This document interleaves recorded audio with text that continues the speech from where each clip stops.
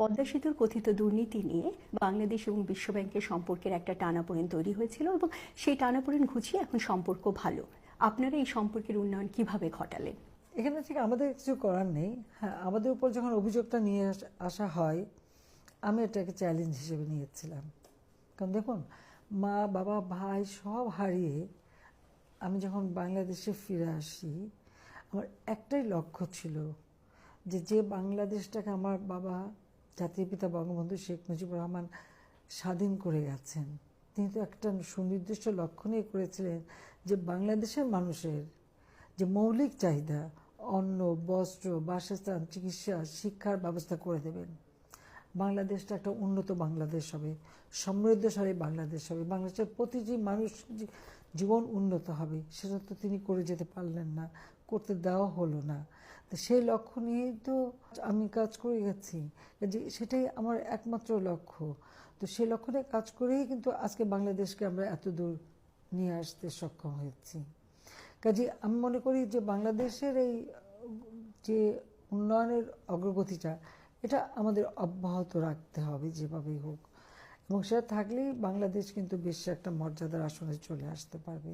আগামী 5-10 বছরে বিশ্বব্যাংকের কাছে বাংলাদেশ সরকারের প্রত্যাশা কি? বিশ্বব্যাংক যখন আমাদের উপরে অভিযোগটা নিয়ে আসলো, তখন এটা কিন্তু আমি গ্রহণ করতে পারিনি, কারণ আমি নীতিগতভাবে গ্রহণ করতে পারি না। কারণ আমি তো নিজের ভাগ্য করতে এখানে আসিনি।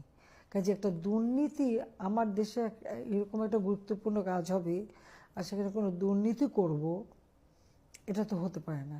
আমি যখন বিশ্বব্যাংককে চ্যালেঞ্জ দিলাম যে তোমরা প্রমাণ দাও, আমাকে প্রমাণ দিতে হবে যে দুর্নীতি হয়েছে, তারা অনেক চেষ্টা করে কিন্তু সেটা করতে পারেনি। বরং পরবর্তী যে মামলাটা হলো, কানাডার ফেডারেল কোর্টে মামলা করলো তারা। কোর্ট এটা ওরা পুরো তদন্ত করে তারা রায় দিয়ে দিল যেটা সম্পূর্ণ অভিযোগগুলি সম্পূর্ণ ভুয়া, এখানে কোনো দুর্নীতি হয়নি। যখন এই অভিযোগটা তারা নিয়ে আসে, তখন কিন্তু আমি সিদ্ধান্ত নিয়েছিলাম, অভিযোগ যখন তারা করেছে তাদের কাছ থেকে আমরা টাকা নেব না, পদ্মা সেতু যেদিন নিজেদের অর্থে করতে পারবো সেই দিনই করব। সত্যি কথা বলতে কি, এই ঘোষণা দেওয়ার পরে অনেকেরই ধারণা ছিল, অনেকেই আমাকে এটা বলতে চাচ্ছিল যে ওয়ার্ল্ড ব্যাংক ছাড়া নাকি চলবেই না। তা আমরা না, সেটা চলতে পারে, আমি সেটা প্রমাণ করব। আমি কিন্তু বাংলাদেশের জনগণের কাছ থেকে দারুণ সাপোর্ট পেয়েছিলাম, বাংলাদেশের মানুষ আমার পাশে ছিল, এটাই হচ্ছে সবথেকে বড় শক্তি।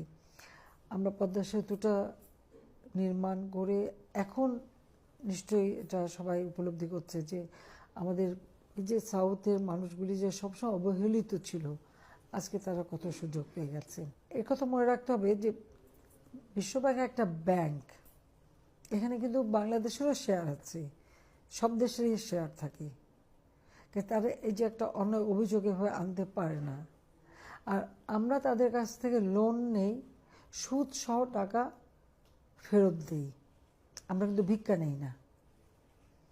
ব্যাংকেরও কিন্তু একটা আগ্রহ থাকে তার ক্লায়েন্ট জোগাড় করা। তো আমরা পদ্মা সেতু যখন করতে চাইলাম, বিশ্বব্যাংক কিন্তু নিজে থেকে এসেছিল খুব বড় আকারের, তারপর আবার অভিযোগ করে সরে গেল কারোর প্ররোচনায়, কিন্তু তারা দেখলো যে এটা একবার ভুয়া। এরপর থেকে আমরা খুবই, আমি তো সত্য কথা বলতে খুবই সাবধানে, যে ওদের কাছ থেকে না পারলে কিছু নেব না, এই ধরনের একটা মানসিকতা আমার ছিল। তবে সত্য কথা বলতে কি, আমাদের কিছু করতে হয়নি, তারা এখন নিজেরাই এগিয়ে এসছে। 50 বছর পূর্তিতে আমাকে দাওয়াত দিয়েছে, অনেক রিকোয়েস্ট করছে আমাকে আসার জন্য। সেই জন্য আমি মনে করলাম যে ঠিক আছে, পদ্মা সেতু তো করেই ফেলেছি, এখন তো মাথা উঁচু করে যাব। কাজে আমি এসেছি 50 বছর পূর্তিটা উদযাপন করতে। তবে এটা মাথায় রাখতে হবে, আমরা কিন্তু যেখান থেকে যত টাকা নিচ্ছি, আমরা কিন্তু সেটা সুদসহ সে টাকাটা পরিশোধ করি, এবং বাংলাদেশ কিন্তু কোনোদিন ডিফল্টার হয়নি।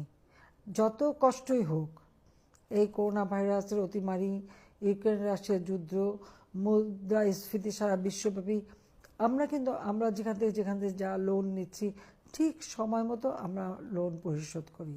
এবং সেই ক্ষেত্রে যেমন বাংলাদেশের ভিতরে আমরা কৃচ্ছ্রতা সাধন করা, কোন কোন কাজ করলে আমাদের অল্প খরচ হবে সেদিকে নজর দেওয়া, সেইভাবে, এবং সাধারণ মানুষকে উৎসাহিত করা যে নিজের কাজ নিজে করতে হবে।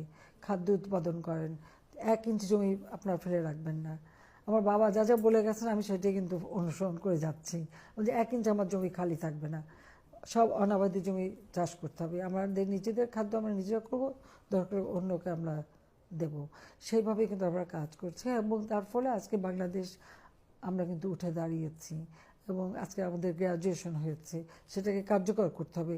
সেটা কার্যকর করবার জন্যও কিন্তু আমরা ইতিমধ্যে আমাদের পদক্ষেপ নিয়েছি, যে কি কি সুবিধা আমরা পাবো বা কি কি অসুবিধা হতে পারে, অসুবিধাগুলি কিভাবে আমরা মোকাবেলা করব, করে আমরা সামনে এগোবো। আমরা কিন্তু এখন থেকে সেই পরিকল্পনাটা নিয়ে নিচ্ছি এবং কার্যকর করে যাচ্ছি। এবং 2041 বাংলাদেশ, সেই সাথে আমাদের ডেল্টা প্ল্যান 2100, সেটাকেও আমরা ইতিমধ্যে আমাদের পঞ্চবার্ষিকী পরিকল্পনা থেকে শুরু করে সব জায়গায় আমরা এটা নিয়ে যাচ্ছি।